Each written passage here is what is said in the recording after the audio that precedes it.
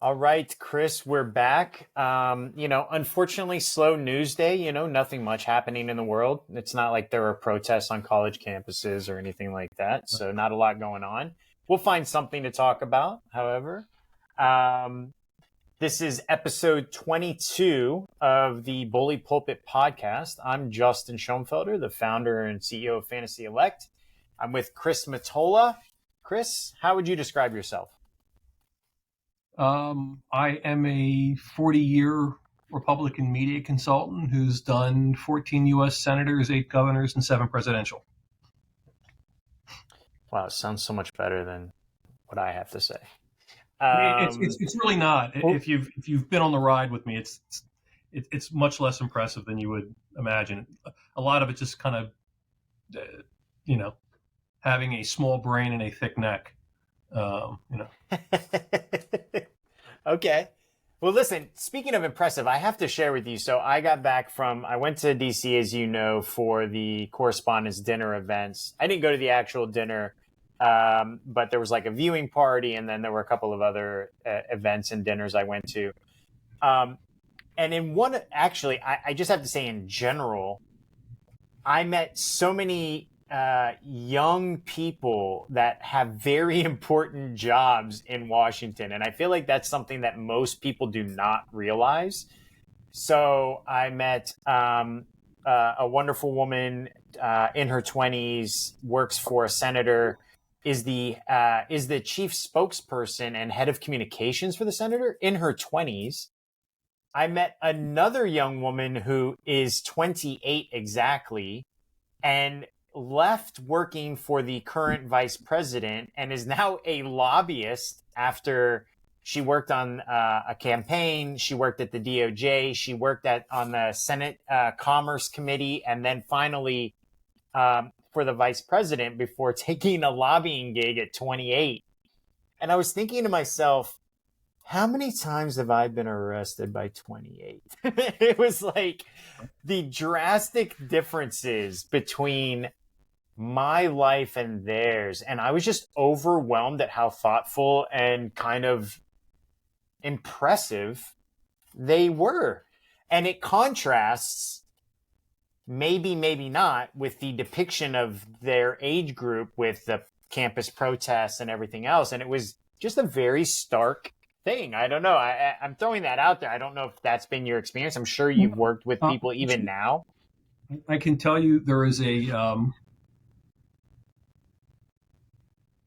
your observations are true and correct. Now let me go to, but basically what they are in training to be career bureaucrats.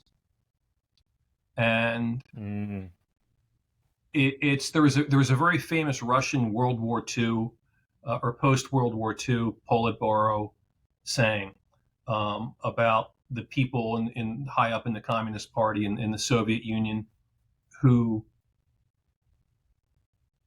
were in World War II, but they weren't really doing the fighting. But the people that actually did the fighting, the generals and commanders actually did the fighting, they used to describe those people as shiny shoes, shitty pants.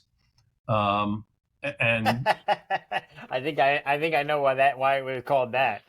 Right. And again, I'm going to be uncharitable and unfair, but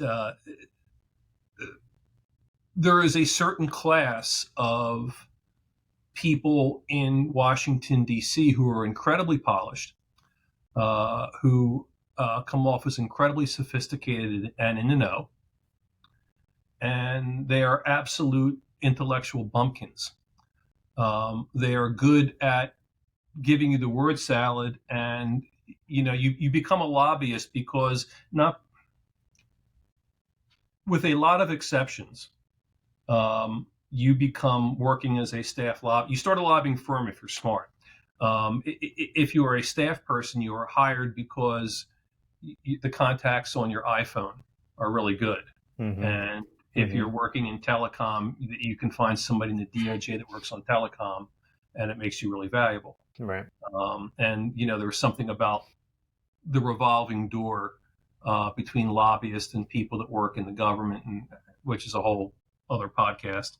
But in my world, which isn't the government world, it's the campaign world, these people tend to be a giant pain in the ass because they don't know how to think outside the box. And what their job is about advancement in their careers. It's not about winning. A lot of times on a political campaign, you do a lot of shit that's like, we've got to burn down the village to save it, right? We're going to polarize the electorate way out, and we're going to have a 45 negative, but we're going to give the other guy a 52 negative. And you make calculated, you make, I won't call them military decisions, but decisions that aren't win-wins. You're going to take. They're triage. They're triage. And it happens also on a very fast scale that, you kind of do it overnight. And DC people don't want to do something overnight. And you, as an entrepreneur with an arrest record, you are primed to work on a campaign. You are not particularly going to succeed in government. And I say that as somebody with a similar background. I started doing campaigns when I was actually 20, but I started doing them being in earnest when I was 24. And the idea that anybody fucking trusted me, to run their career at 24, they had to be insane, and I was doing major governor races and Senate races at 25. And, the good news is I won more than I lost. But, I wouldn't trust me. If they knew what I was doing in my off hours, nobody would have trusted me. But it's a different thing. And to succeed on Capitol Hill in Washington is different from succeeding in campaigns, which are primarily entrepreneurial experiences. And you clean it up in presentations. I mean, there's when you do the presentation, your presentations are all kind of built around the theme. And then I decided to become a genius. When the real decision-making matrix it's no longer in effect, but we used to say, know when it's good, know when it's good enough, know when it's not getting any better, and know the last time Federal Express picks up. And, Interesting. Okay, that's good. But it is very impressive. And again, I've met some super smart people. So one of the people that finished in the government world, but was a political person, was a good friend of mine named Kevin Burnett, who passed away on Sunday night. He was 66 years old. He was absolutely brilliant, and brilliant in a way that you find less and less. He was very religious and conservative, but in the best kind of way, that his conservatism was for himself and for what he believed. And he knew everybody was basically fallen and a sinner. And it was that kind of thing. And but he was incredibly interesting, and he used to just go on these deep dives. And you would call him up and you would say, Kevin, what's going on? He would say, oh, I just spent 4 months writing a monograph on the history of the hacksaw, or aorta fibrillations, or, the split fingered seam pitch and for closers, but it was really interesting. And he was also an early employee of Dell too. And he had left politics and was an early guy of Dell, selling to, as I think a vice president who was in charge of like universities and academia and stuff. And he would pop back in politics, and I had a chance to work with him again. And again, I used to talk to him every couple of months. And you get on the phone and you realize then the phone call has gone 2.5 hours. Lovely wife who was a big time corporate lawyer who got burned out. She was part of the original settlement for the Dow breast implants. um, lawsuits. Oh. And he's got a daughter. One's a kind of a serial entrepreneur, and the other one's a model. And I think she was Hmm. working for an art gallery now. But the kids are lovely and accomplished. But anyway, um, it looks like his heart gave out. He wasn't feeling well, and he kind of went home. And his wife came back, and there he was slumped over in his chair. But anyway, Hmm. but he was a guy that used to straddle the worlds and he used to go back and forth. His client was a guy named Pete Sessions, who's also a client of mine, who is the son of the Ah. former uh, Attorney General, not Trump's guy, but back in the 80s. I'm sorry, FBI Director Sessions. Um, Hmm.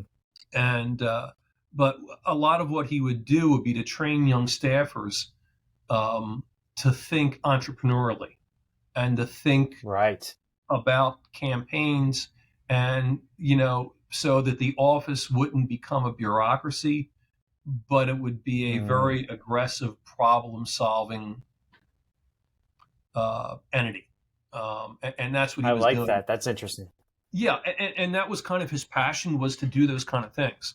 And so so there Hmm. were some nice tributes to him in Congress at hearings, because everybody knew him, everybody liked him.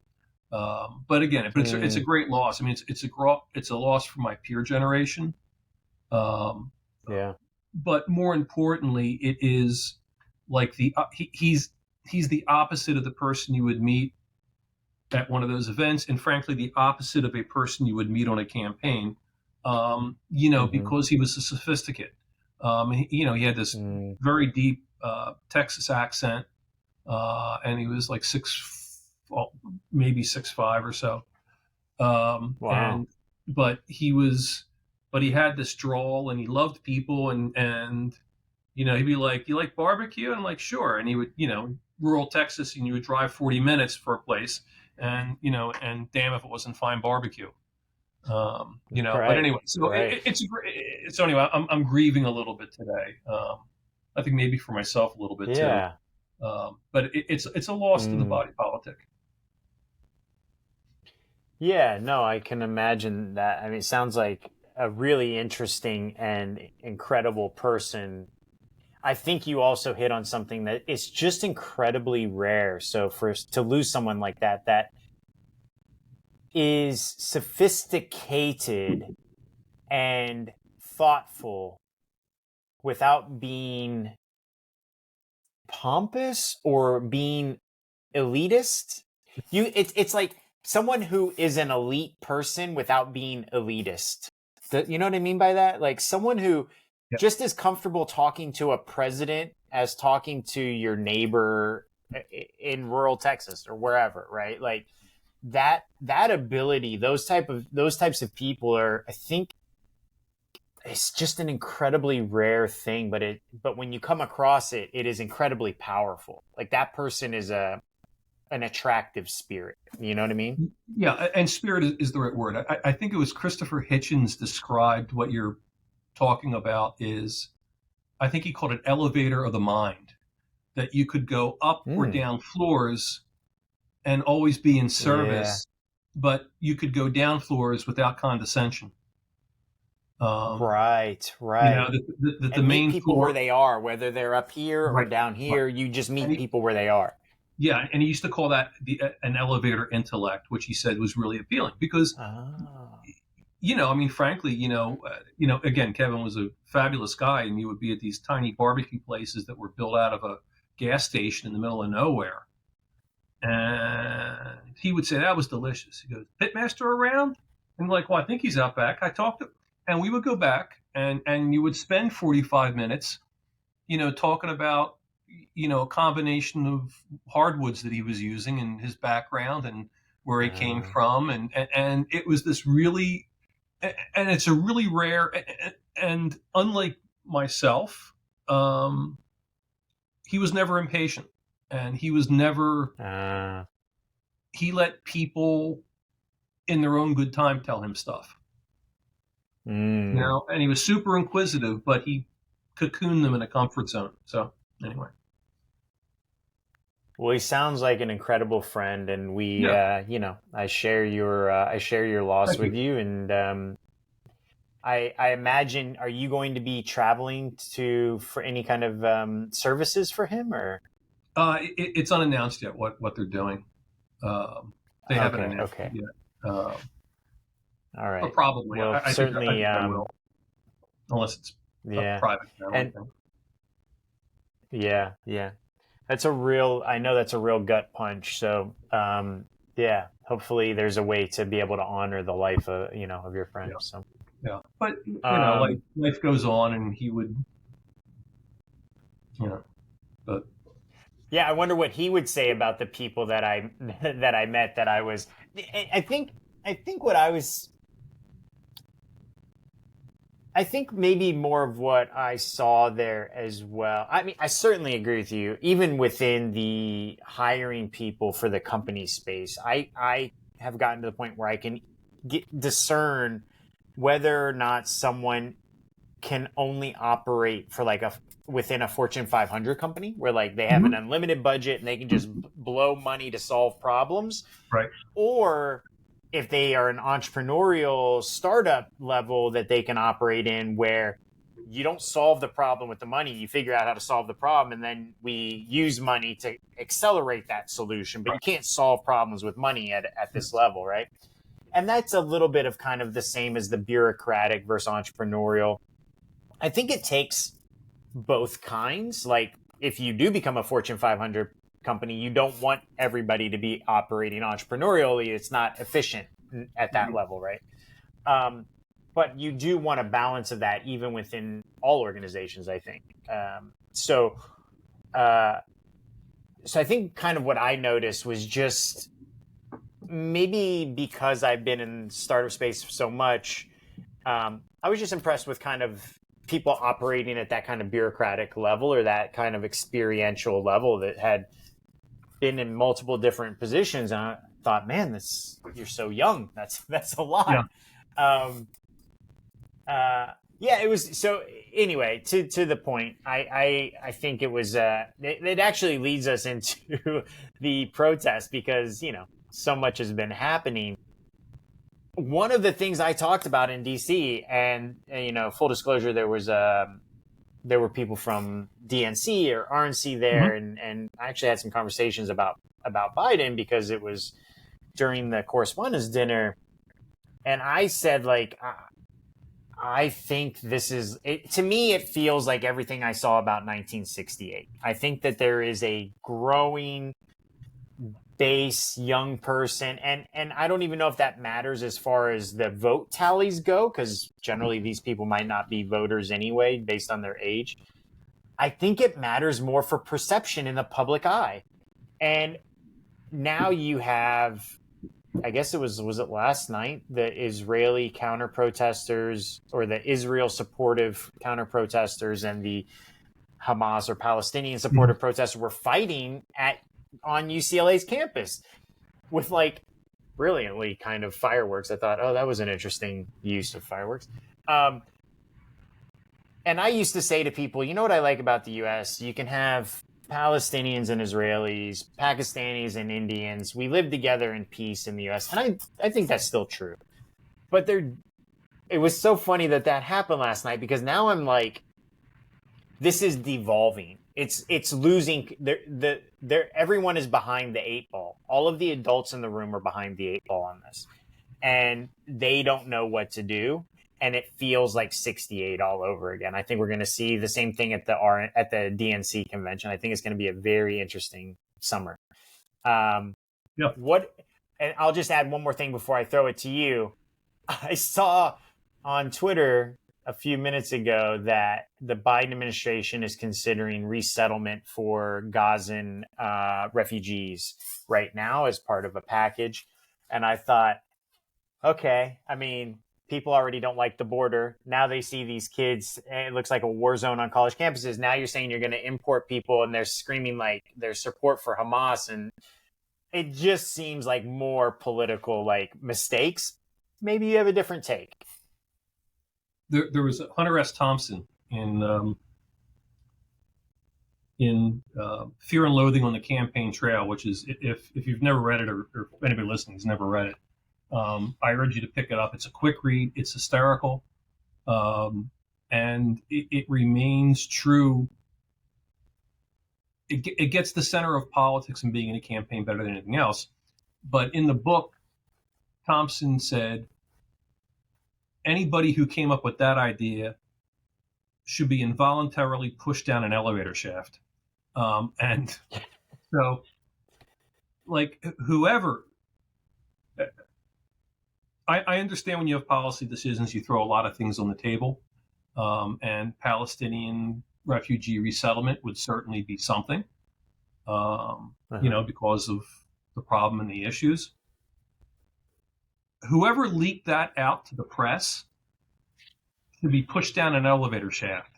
I mean, it was like, I mean, can you imagine?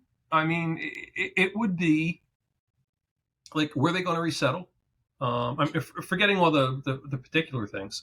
And, the fact that the U.S. can't even resettle, Afghan soldiers and Afghan support staff who, or risk their lives, fighting with America. And, Right. To take refugees in a very controversial war with no real plan about where we're going to put them. Right. And I mean, it's, and who knows, like, what the screening process is going to be and blah, blah, blah, and again, by all means, take refugees in, by all means, do these things. But what the fuck does it matter with you? There is governance and then there's politics, and they are intertwined. And to pretend that one is different from the other is insane. But I agree with you that this more and more looks like 68. And all of this comes, I think all the unrest becomes Biden's problem. Whether it's his fault or not is a totally different discussion.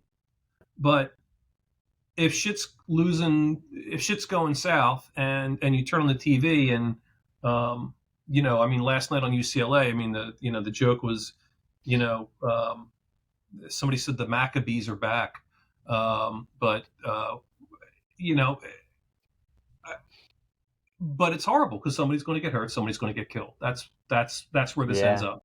And frankly, the school administrators, across the board, police departments and elected officials, executive elected officials, mayors, county executives, it's their fucking fault.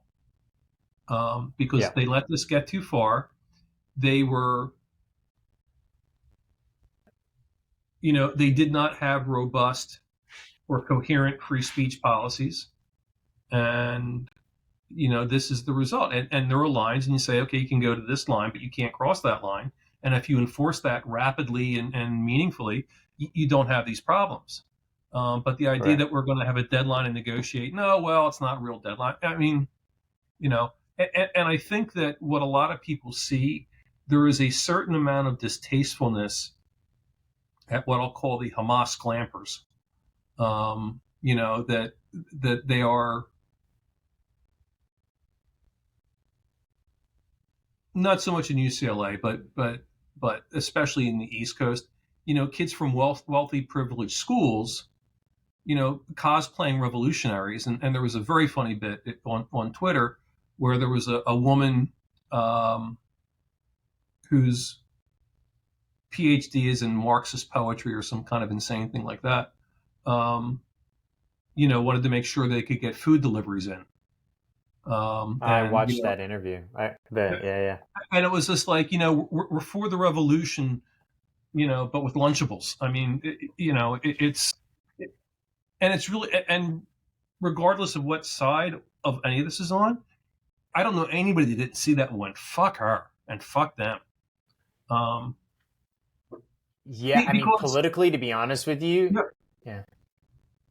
No. And no, I was just going to say, I think, I actually think, I mean, listen, if you consume both sides, which I'm in the position of doing consistently, it's really hard to know who's right sometimes, because one side will say something and then the other side will say something. You're like, well, both of you have a point, right?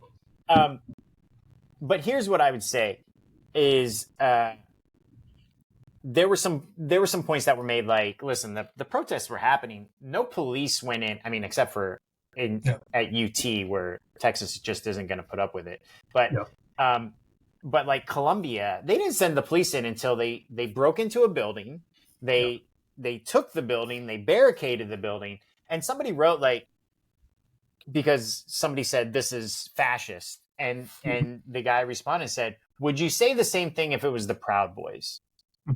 Because the way the country responded to, like, Charlottesville at the UVA campus was kind of drastically different. And it really depends. What I've found in life is that it really depends on who you identify with. Do you identify with this group or with this group? And if you identify with one of them, you can justify the actions, and you can certainly, call foul on any action the other side takes. That being said, my opinion politically for Biden is the best thing he could do is to take a hard line. And the reason is because I feel like the people in the middle that are going to swing this one way or the other, and he may have already lost Michigan because of this, they don't like seeing this. They don't like seeing this and hearing that Fox News is doing a great job of saying, like, these are the people that you're canceling debt for. This is, and then they're shouting things like Intifada, the river to the sea, and all of these things that are, seen as basically a designated terrorist organization chants. I don't think it hurts him to be more right wing on this. And I wonder if floating the resettlement, even if it never happens, because like you said, they're going to have to put a thing in place, is cover for him to do that. I don't know. Do you know if you were smart, maybe that's the way you would play it. I don't know. Yeah. Do you know who Sister Souljah is? Does that hit anything for you? It sounds familiar, but I don't know why. Let me tell you. So this is potentially Biden's Sister Souljah moment. So Sister Souljah, this is 1992. And Bill Clinton is running for president.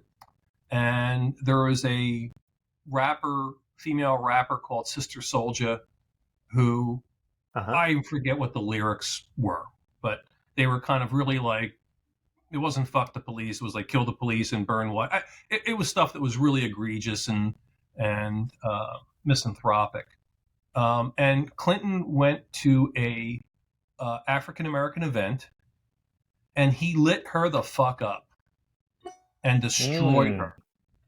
And basically said she's the problem with our culture and blah blah blah blah blah blah blah blah blah blah blah. And it was seen as a very daring thing. But if you were a normal voter, you said, yeah, maybe a lot of this gangster rap has gone too far. And by the way, and this is also kind of at the height of the crack epidemic, where people were shooting. I mean, there were total gunfights in the street, and it's where you got the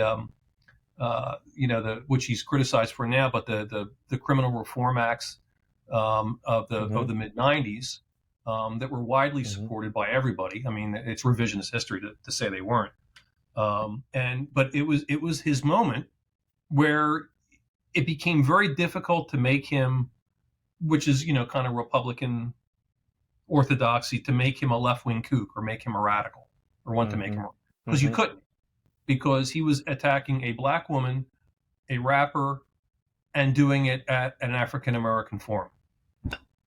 So that's it wasn't the like key, I think, is that he had the balls to do it in her turf or whatever, like a place that wouldn't be so receptive. Yeah, and it might have been a minister's forum or something, but it was it was if he gave that speech in Charlottesville, you would go racist, right? But he gave it there, and everybody went stand up guy, and it was a very important. But we used to call it the Sister Souljah moment. And I've had clients do that. I mean, one of my clients, Connie Mack, who was U.S. Senator in Florida in the 80s, when Two Live Crew had their show canceled for obscenity in Florida.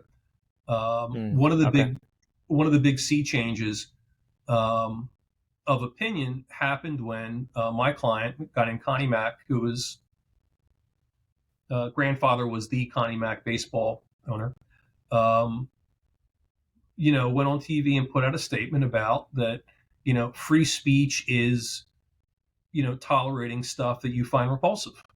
And politically, it always helps when the candidate believes it, and he actually did believe that. But it helped him politically immeasurably because it said, oh, he wasn't this right-wing caricature that we thought he was. He's conservative, but he's thoughtful and he's reasonable. And but actually what was interesting is that even back then, a lot of the conservative media backed off Two Live Crew stuff after Mac because it was kind of like, if he says it's, tolerable. And he was one of the most conservative people in the Senate. But you know what it reminds me of? I don't know if you've ever read Ayn Rand's The Fountainhead, but there's a scene in the book where one of the characters, Dominique, is a journalist, and she goes to like one meeting of like women or something, and she basically tells them why they're wrong on this certain issue. And then she goes to a meeting, and let's say it's a bunch of men or something, and she tells them why they're wrong on the same issue, right? And her editor like yells at her. He's like, why didn't you just say the different things in the different places and it would have been fine? You wouldn't have pissed everybody off.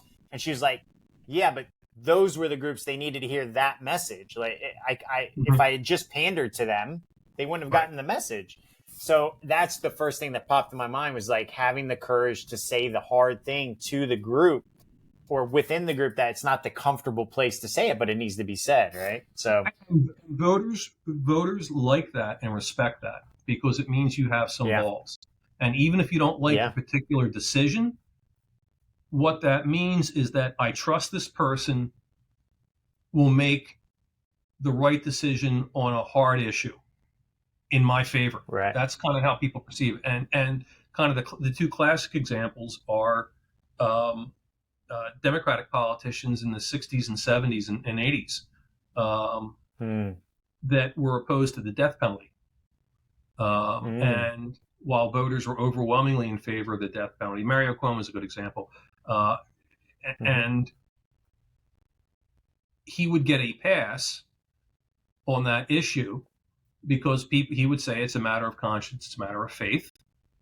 And at a certain point, if you were consistent in that, you get a pass. On the other side of the spectrum is on pro-life stuff. There is a congressman in New Jersey who was actually one of my first federal client, Christopher Smith, New Jersey. And he is strongly pro-life, but otherwise he would be considered a Democrat. He votes like a Democrat.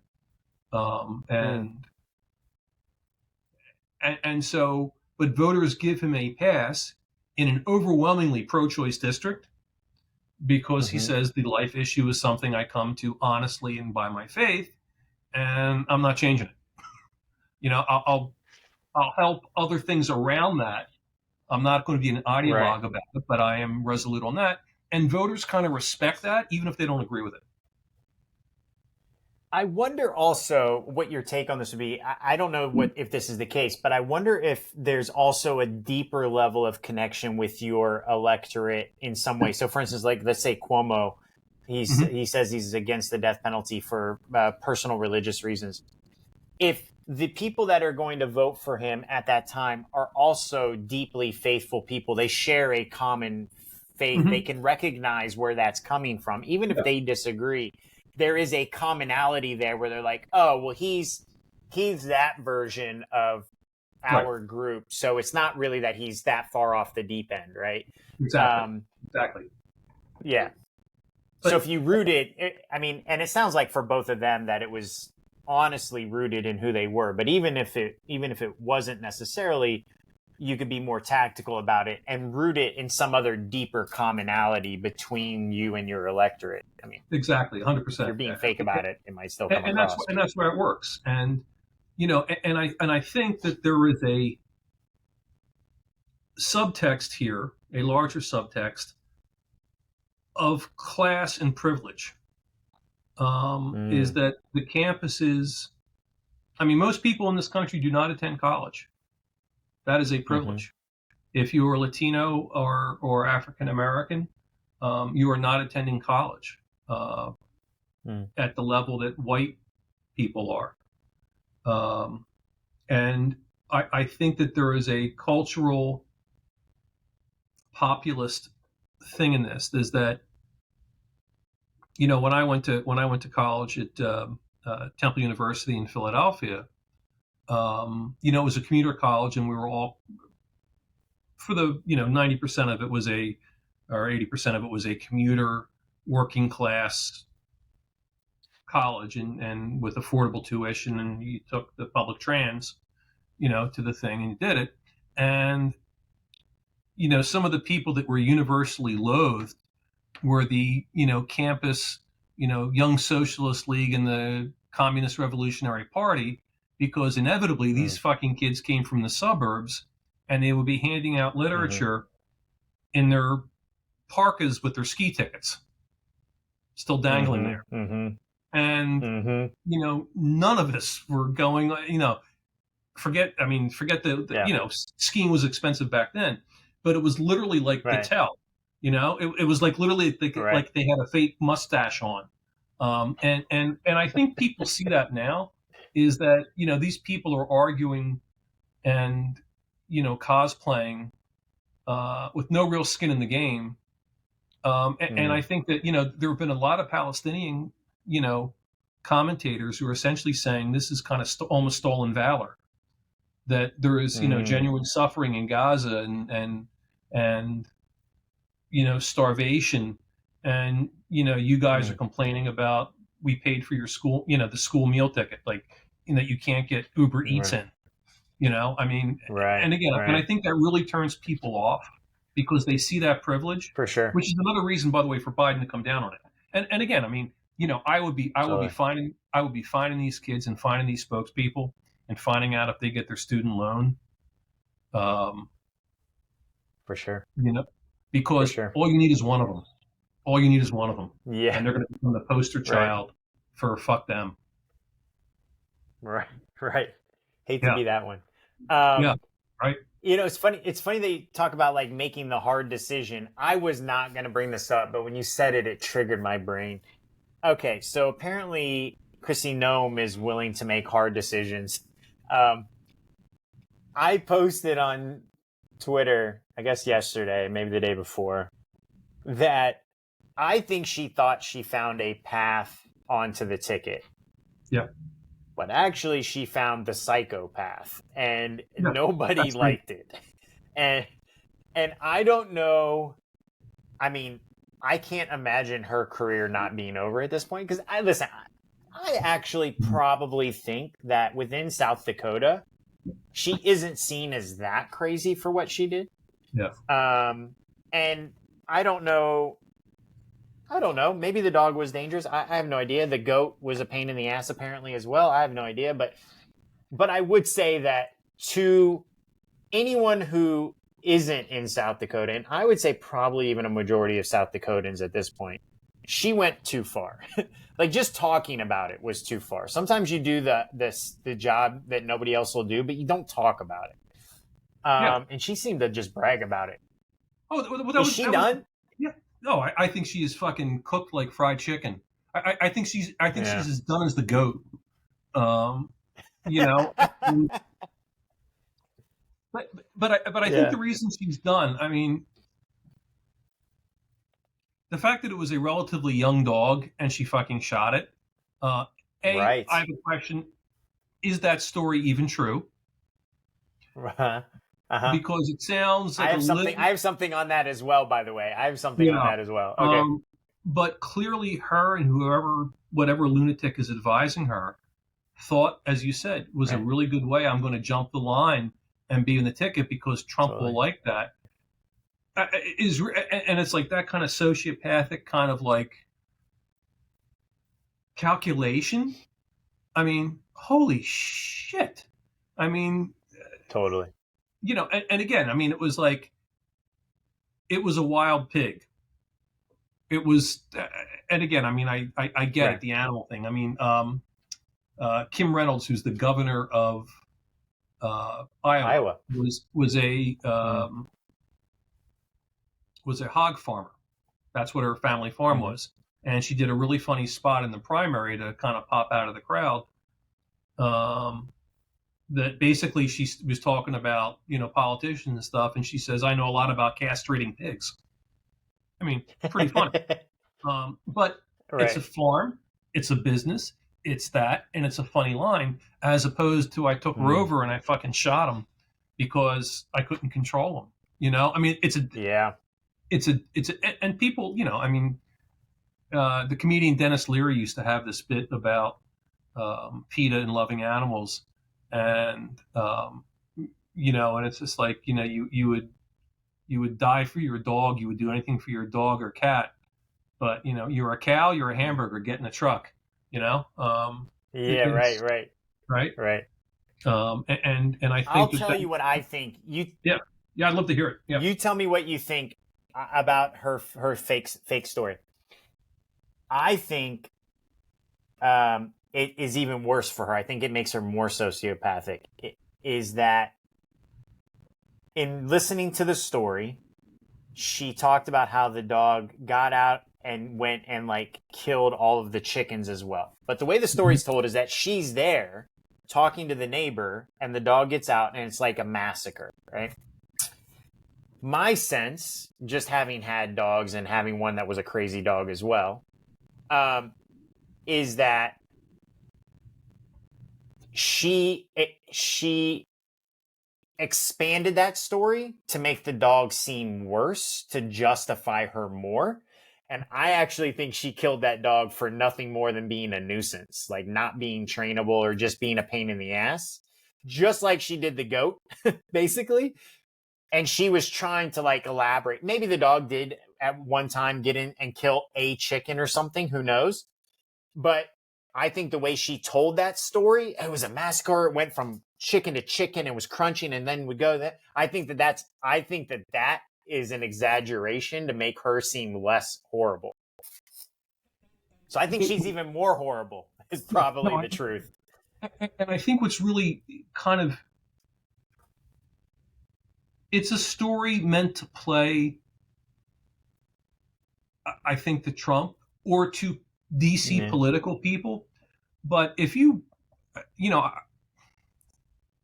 I physically I've worked in 48 states, and I've spent a lot of time. I mean, I've been in North Dakota, I've been in South Dakota, I've been in a lot of rural places, and they probably love their dogs more than somebody in Brooklyn loves their dog, because their dog is a companion. Chances are their dog is a working dog. And the dogs won't be pampered as much as they would be in, an urban setting with a little Chihuahua or something. But they will be loved in more deeply because they aren't an accessory to your life. They are part of your life, and they are part of your. Correct. It's in the dog is in the truck. And I've seen, farmers get a little weepy about dairy cows, because if you're, and as opposed to cattle farmers are kind of like fuck them. But if you're a dairy farmer, you have them, on your farm, and they're milked, and you have to care for them every day, and you kind of know that there is a socialization about it, and dairy cows become part of the family, and they're not slaughtered. I mean, because they're for milk, so there is an emotional attachment that rural people have, and she kind of caricatured them, which I would be furious at, right? For sure. All right. Limited time, so I want to point out that on Real Clear Politics, Mm-hmm. Let's see. We actually have the betting markets are showing a current. It's more likely for Biden to win than Trump as of April 12th. Garen, it's been a couple of weeks, but that is the first time that it's switched in the betting markets. Let's talk for just a second about the betting markets themselves, because Yeah. that's a little bit of, that's how we see it as well, right? Right. Do you believe that betting market, and I can share it later, that the betting market itself is more or less or the same as running a poll? Like, how would you, if I said to you the betting market is showing right now, it's like, let's say 50.5 and 49.5. I would say it's the same. And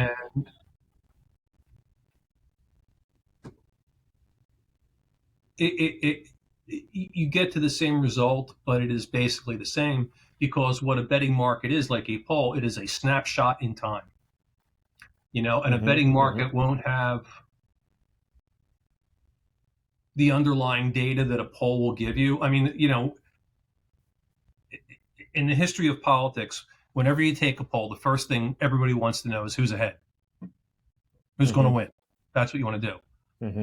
If you work in campaigns like I do, that is the least useful information in the poll. I still try to find it first.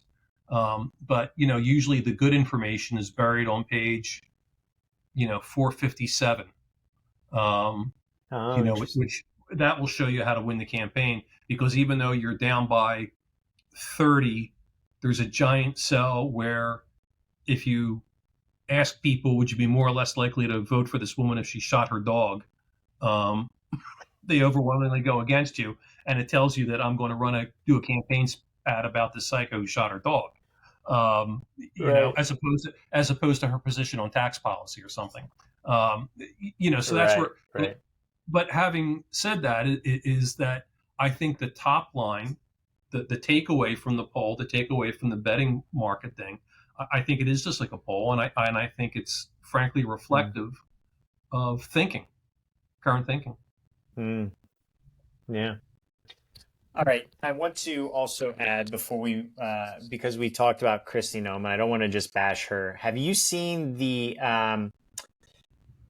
Sandra Doorley DA from Monroe County, New York? Have you seen this thing making the rounds about her? Well, basically, have you seen it? First of all, the video of her. She's approached by a police. Okay, so. Oh yes. Short story. I did see it. You did see. Yeah. And did you see her apology video as well? Like, she's on her apology tour now. I haven't seen that. Okay. I mean, I personally do think that she's remorseful. Generally, I think most remorse comes from getting caught.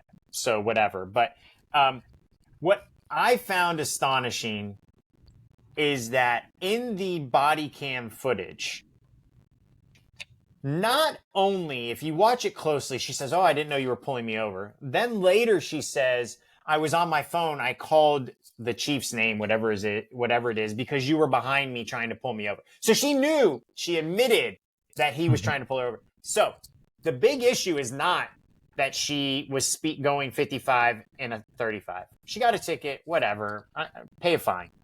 Yeah. The bigger issue is that she was evading the police, which is a felony. Yes.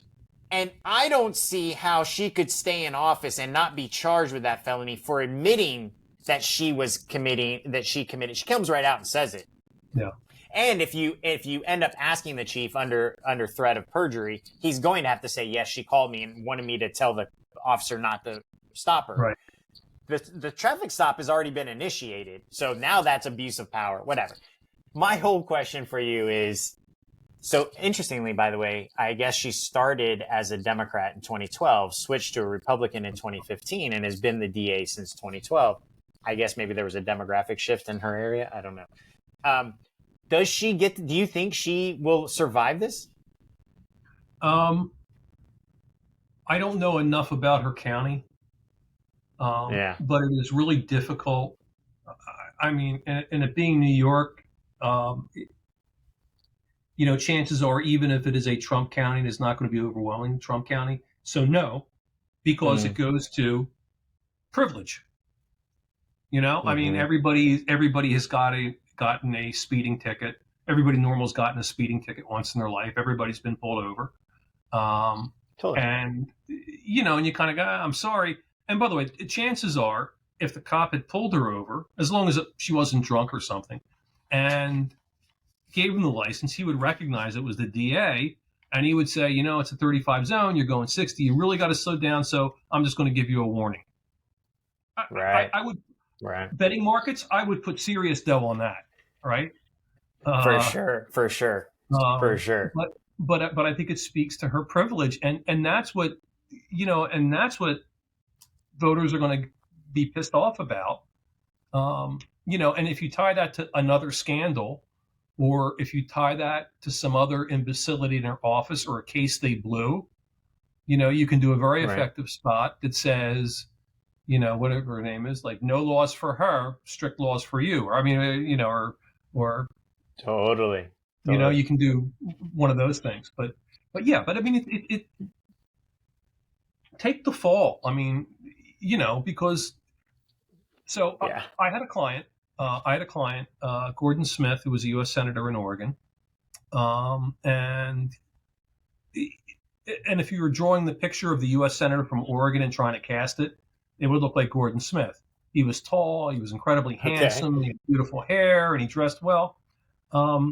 In I like hate him 2000, already. yeah, it was like 2007 or 8 or something.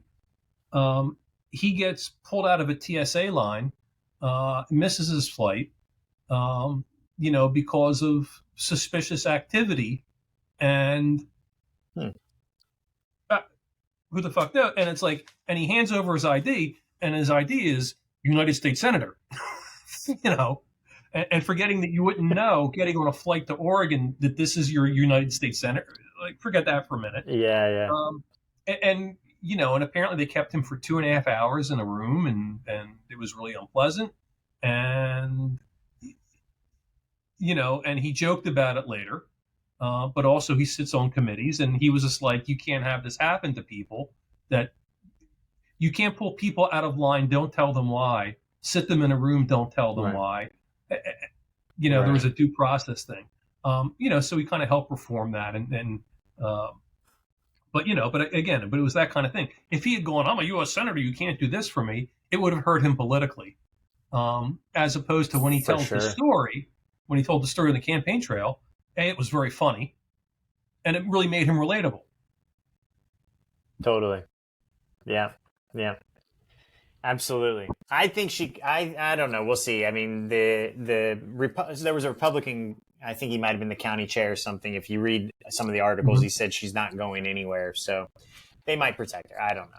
Yeah. I think only if you don't realize that there was a felony committed, the ticket thing, people are like, okay, whatever. You got a ticket or whatever. But it's the evading the police thing that I think is a much bigger issue. Yeah. And again, I mean, and also if this was an isolated incident, you kind of go, yeah, exactly. if you can link it to a policy, Right. if you can link it to, she didn't prosecute DUIs.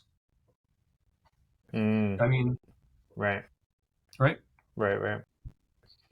All right, last thing. I know you have to go. Over under Indiana primary on the 7th. I have Mike Braun running for governor in the Republican primary. 59.55%. Over under. Under. Ooh. Okay. Do you think he'll be under 50%? No.